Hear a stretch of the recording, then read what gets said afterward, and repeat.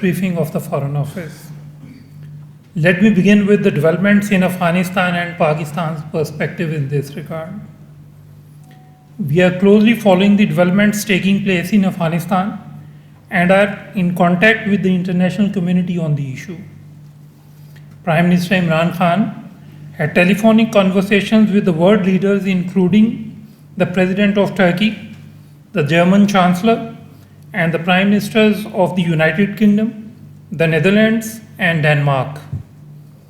Foreign Minister Shah Mahmood Qureshi also spoke to his counterparts from the US, China, UK, Denmark, and the Republic of Korea. The overall discussion centered on the rapidly unfolding situation in Afghanistan and the way forward. The Foreign Minister will also be visiting the neighboring countries of Afghanistan for consultations soon. We also remain engaged with the Afghan sides. Our ambassador in Kabul, Ambassador Mansoor Ahmad Khan, has met with the Taliban leaders, former President Hamid Karzai, Dr. Abdullah Abdullah, and others.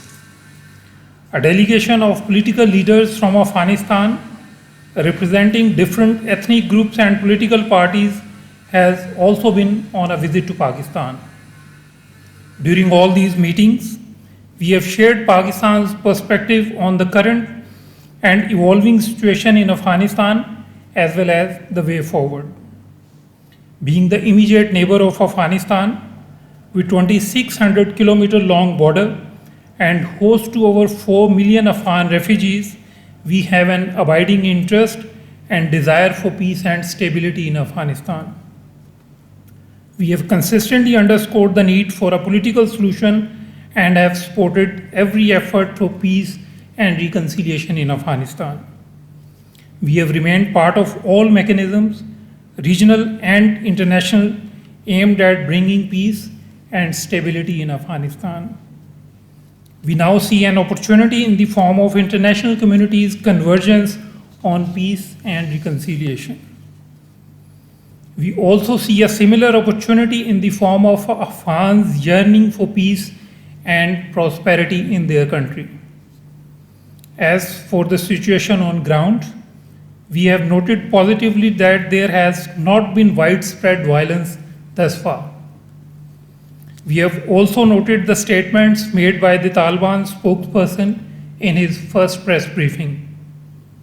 We have particularly noted his comments about not letting Afghanistan become a terror haven, protection of lives and properties of Afghans and foreigners, respect for rights of all Afghans including women, a right to education, and political reconciliation.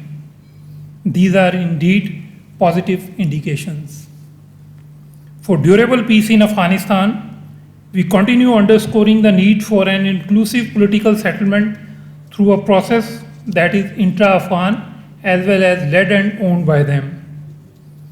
We call upon all parties to respect rule of law, protect fundamental human rights of all Afghans, and ensure that Afghan soil is not used by any terrorist organization or group against any other country. We underscore the importance of early and smooth transition of power and the need for all Afghan sides to engage and work out an inclusive political settlement. The continued engagement by the international community is also critical for achieving durable peace, security, and development in Afghanistan. As for Pakistan, we are committed to work together with the international community to advance our shared objectives in Afghanistan. I would also like to share our ongoing efforts to facilitate evacuation or temporary relocation of members of the international community from Afghanistan, including diplomats and staff, representatives of international organizations, media, and others. The Embassy of Pakistan in Kabul is open, fully functional, and is providing consular services and all possible assistance to Afghans, Pakistanis, and other nationals.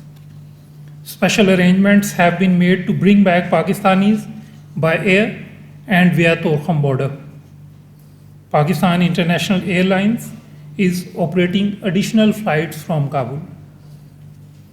A 24/7 special interministerial cell has also been established in the Ministry of Interior for facilitation in visas on arrival and other related matters. Now coming to the situation in the Indian illegally occupied Jammu and Kashmir, the draconian curbs on the fundamental freedoms of Kashmiris continue in IIOJK. We strongly condemn the use of tear gas shells and firing of warning shots on Muslims who took part in the peaceful Muharram procession in the occupied territory.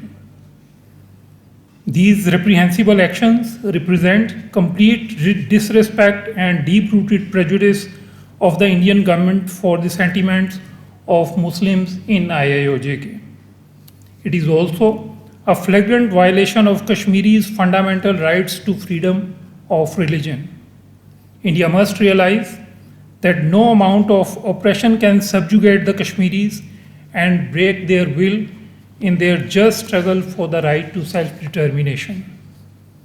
Pakistan calls upon international community, the United Nations, and other human rights and humanitarian organizations to take notice of brutal suppression of the religious rights and freedoms of Kashmiri people in violation of international law and conventions. We also call upon the Government of India to end its egregious human rights violations in IIOJK and take concrete steps for just resolution of the Jammu and Kashmir dispute in accordance with the relevant United Nations Security Council resolutions and wishes of the Kashmiri people. Now, before taking your questions on these and other foreign policy related developments, I would like to share with you that this is my last press briefing as the Ministry of Foreign Affairs spokesperson. I wish to thank all my media colleagues and friends for the continued cooperation that I have received. I also wish to thank all those who've been following my press briefings and press statements. I thank you very much and I'm ready to take questions.